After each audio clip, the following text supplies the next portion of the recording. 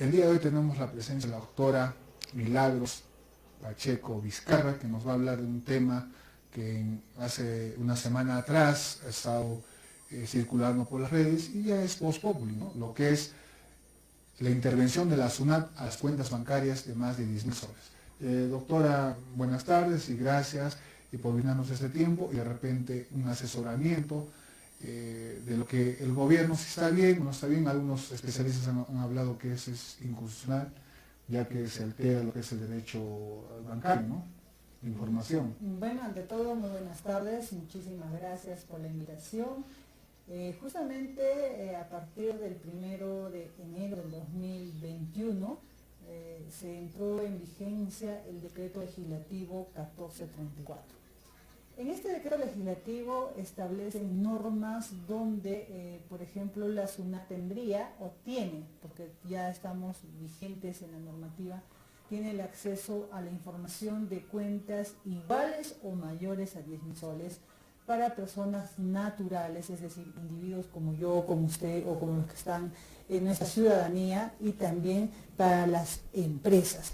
Hecho que ha generado pues una convulsión social en relación a que ha existido y existe el pánico de las personas que tienen este monto en las diferentes entidades financieras. Debemos de considerar que el sistema financiero no solamente está integrado por los bancos, también está integrado por las cajas de ahorro y crédito y por las cooperativas que son reconocidas por la SBS. Entonces, la crítica de muchos especialistas en el tema constitucional está relacionado al artículo 2, inciso 5 de la Constitución Política del Perú. ¿Y qué habla en este cuerpo legal de la Carta Magna? Habla del secreto bancario. Entonces, no solamente tenemos esta dimensión en contraposición, también tenemos la dimensión en contraposición de lo que es el secreto de la reserva tributaria.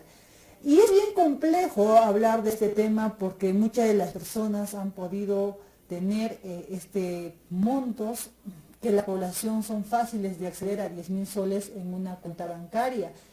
Y lo más interesante de toda esta norma es que se ha creado un pánico, un psicosocial, y que la mayoría de personas, por no verse inmersas en un proceso de fiscalización, a partir del día 4 de enero del 2021 han ido las entidades financieras a retirar todos sus fondos que tenían en sus diversas cuentas.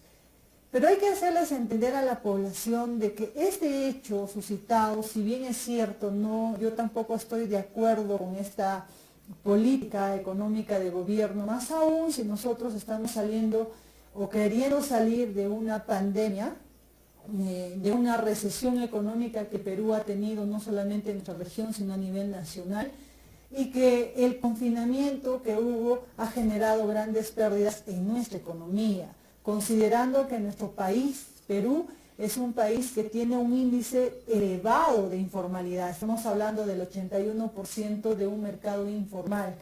Si bien es cierto, esta es una norma internacional aplicada en 134 países aparte del Perú, pero las realidades económicas de cada país son diferentes y los niveles de recaudación de otros países son diferentes. Nosotros no nos podemos comparar, por ejemplo, con el nivel de formalidad de Suiza, porque no es nuestra realidad. Entonces, nuestra economía hoy está bastante golpeada. Nuestros comerciantes recién están tratando de reactivar sus negocios, y esto les ha caído como, ¿cómo le puedo decir?, como una mala noticia, no solamente a ellos, sino a todos los que podemos estar en un sistema financiero, porque déjeme decirle que el monto es muy pequeño. Si nosotros empezamos a analizar, el cuerpo legal dice, es a la lucha de la evasión y elusión tributaria contra el lavado de activos. Son tres términos que de repente podríamos hacer una encuesta en el común denominador de la población, y le aseguro que el 80% no va a saber los conceptos básicos de esto. Ahora, si yo me voy al último término de lavado de activos, pues no podría comparar a un comerciante que hace un negocio, por ejemplo, de venta de salteñas, un señor taxista, un carpintero, con el lavado de activos. Es un delito muy fuerte que involucra una economía mayor, y entonces no sé si la SUNAT o el Ministerio de Economía y Finanzas han salido a decir que vamos a evaluar la norma. El dicho no hace que se anule la norma está vigente, y mientras no haya una modificación a la norma, no haya algo que modifique este decreto legislativo, pues estamos inmersos a todos. Usted sabe que muchas veces las palabras se las lleva el viento, ¿no? Doctora, usted hablaba del artículo donde se habla del secreto bancario, pero ahí esa norma no estaría violando ese artículo. Claro que sí. Primero no han debido de resolver eso. Generalmente acá, déjeme una opinión, generalmente hacemos las normas y después hacemos observaciones. Yo considero que, y estoy de acuerdo con usted, que esto es un decreto legislativo que debería y tendríamos que declararlo improcedente en un tribunal constitucional. No podemos hablar de inconstitucionalidad mientras el tribunal constitucional no lo haya declarado. Mientras tanto, ya se han puesto en Lima denuncias no solamente de los congresistas, hay otros parlamentos económicos, por ejemplo, el Colegio de la Cámara de Comercio de Lima han visto y ya están haciendo un procedimiento para que se pueda declarar inconstitucional. Mientras no se declare inconstitucional, esta normativa está vigente y todos estamos inmersos en ella. Y entonces yo te decía y comparto contigo la opinión que tú me dices, debe haber un criterio técnico para saber que si yo como SUNAT sé que tengo una población mínima de formalismo y tengo el gran universo es informal, yo no podría aplicar pues un monto de 10.000 soles. ¿Por qué no hablamos en el lenguaje de SUNAT? ¿Por qué no hablamos en unidades impositivas tributarias? De 100 unidades impositivas tributarias para adelante, 400.000 soles a más, yo creo que las personas no creo que tengan en sus cuentas. Hasta los mismos trabajadores que reciben su sueldo en una cuenta bancaria de más de 11.000, los de la SUNAT sabemos cuánto es su sueldo, entonces ellos mismos se meten la soga al cuello. No es tanto así, porque sabe que cuando una persona recibe un sueldo de dependencia, ellos tienen el sustento de la boleta de pago y saben de dónde vienen los ingresos. Pero yo como taxista tengo la ilusión de educar a mis hijos en una mejor condición a la cual yo de repente estoy, o de repente quiero comprarme una unidad vehicular. Entonces yo he empezado a ahorrar en casa y de bloque lo iba a depositar. Entonces si tú me pides un sustento, pues para mí va a ser muy difícil sustentar este dinero. Yo le puedo decir, soy taxista, sí, pero has debido depositar día a día. Yo creo que también tienes que ser más pragmático con la población que te sigue, con la población, porque déjeme decirle que la SUNAT no es un ente amigable, es un ente que muchas de las personas y muchas de las personas, empresas, ven con mal ojo. No lo vemos con mal ojo, lo vemos un ente que en vez de ayudarnos a crecer, nos ayuda a no crecer y nos mata a las empresas. En el Perú, estimado señor Alex, existen 400 ítems de formalidad que tiene que cumplir una empresa. Tú en el Perú estás prohibido como empresario de equivocarte, porque si tú te equivocas en el Perú como empresario, lo primero que tienes son multas, sanciones. Y las sanciones no son pues muy bajas, son en unidades impositivas tributarias. Y entonces, eso es lo que a mí me llama la atención, de decir, yo voy a sacar una norma para sacar información de las entidades del sistema financiero y te pongo un monto de 10.000 soles. Y este monto es peligroso. ¿Por qué le digo que es peligroso? Si no se declarara inconstitucional en más adelante, ese monto va a estar de acá a 10 años.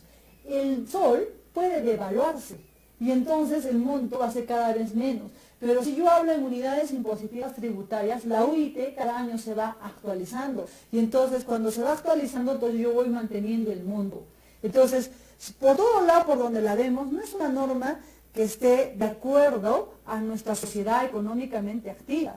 Porque no solamente estás causando pánico en las personas naturales y jurídicas, también estás destruyendo un sistema financiero. Porque si nosotros tenemos que tener el concepto de dónde funciona el sistema financiero de los ahorristas.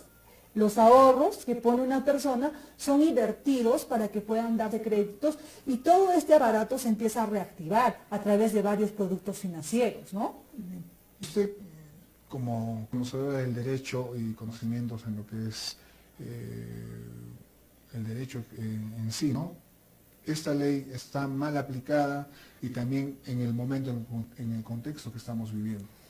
Yo diría que sí está mal aplicada, uno porque yo vuelvo a repetir y me sostengo, y le diría al señor Sagasti desde acá, desde este pueblo olvidado del Perú profundo, que es Puno, que debería también de ver la realidad. A Puno lo hemos olvidado muchas veces. El Poder Ejecutivo jamás piensa en los provincianos. Y somos la mayor cantidad de personas que de repente contribuimos de forma formal o informal a nuestro país. Y no solamente es Puno, son varias regiones en las cuales debería de pensar, ¿no? Entonces yo le diría al señor Sagasti que por lo menos evalúe el monto en el cual uno se tiene que dar la información financiera. 10.000 soles, perdónenme, y ese es un criterio muy personal, para mí cualquier persona que tiene una capacidad de pequeño ahorro lo puede tener. Y es más, las personas nunca han pensado que les iban a fiscalizar de tal manera que tú me tienes que traer el detalle y de decirme, tienes que sustentarme los ingresos. Hay personas que han podido cerrar sus cuentas y ya han botado los vouchers, los extractos bancarios y no tienen sustento. ¿Qué tienen que hacer esas personas? Tienen que ir a los bancos donde tenían las cuentas y pedir los extractos de aquellas cuentas canceladas. Y eso las personas no lo conocen. Entonces, se ha podido evidenciar, señor Alex, con la emisión de los bonos, del bono familiar universal y los otros 3 bonos más, y el mismo expresidente Martín Vizcarra que dijo, el Perú no es un país que tenga bastante manejo de cuentas, es un país que no conoce del sistema financiero. Y entonces, si tú tienes eso como información, ¿cómo es posible que tú puedas sacar una norma de tal magnitud que estés afectando justamente hoy, que estamos viviendo en un sistema de pandemia? Y bueno, yo no sé si estoy mal o estoy bien, pero si nosotros empezamos a analizar las estadísticas de la recaudación del año pasado, la SUNAT ha recaudado 17.4%, no lo digo yo, está en el diario del día de ayer publicado en Gestión en el Comercio, y entonces en Perú 21 que lo han publicado, 17.4% menos de recaudación la SUNAT ha hecho. No es posible que nos puedan afectar a la clase media. La clase media no es que para extraer hasta el último centavo. O sea, yo puedo perder, todos hemos perdido en esta pandemia. No solamente economía, vidas. Y entonces las familias no solamente están afectadas en la parte económica, también están afectadas emocionalmente. Hay un pánico de emergencia sanitaria. Y hay gente que está pensando cómo salvar la vida de un ser querido comprando un oxígeno que de repente hoy en día los especuladores van a hacer que suba más. Y entonces tú a eso me vas a rematar y me vas a multar, a esas cuentas que yo, el poco dinero que ha costado, mi sacrificio, porque el ahorro es el sacrificio de una persona, de una empresa, tú me puedas decir, yo te voy a cobrar impuestos de acá. Y es mentira, señores, cuando te dicen, cuando te van a fiscalizar solamente cuando tú no tengas el sustento, te van a cobrar el 30% para persona natural. Ese es el impuesto. ¿Por qué no les dicen que también en el Código Tributario existe el 50% del tributo omitido y dejado de pagar? Solamente de 10.000 soles me vas a decir, como no tienes sustento, me vas a pagar mi impuesto a la renta. Ya resignado te pago mis 3.000 soles. Y después me vas a decir, un momentito, tienes una multa. ¿Una multa? Sí. Del 50% del tributo omitido y dejado de pagar. ¿Cuánto más te debo? 1.500 soles. Ya voy 4.500. Y de estos 1.500 soles, como no has declarado en su periodo tributario, me vas a cobrar intereses. O sea, ¿de cuánto estamos hablando? ¿Por qué no le dicen a la población que quieren sacarle más o menos el 50% de su dinero? O sea, digamos de que esta ley ha sido creada, como usted dice, no abusivamente, yo lo veo así, porque solo es para recaudar fondos de las personas que menos tienen. Claro, solamente está más que todo diseñada para la clase media. Porque déjeme decirle, la persona que menos tiene, el que es considerado pobre o extremo pobre, vive el día a día para sobrevivir. Entonces, es un poco complejo que una persona que tenga los recursos para sobrevivir tenga la oportunidad del ahorro. Ahora, yo le diría un consejo, ¿no? Dice la SUNAT que da orientación. Está bien, pero la orientación no significa ni certifica que eso te va a ayudar a formalizar a más empresas.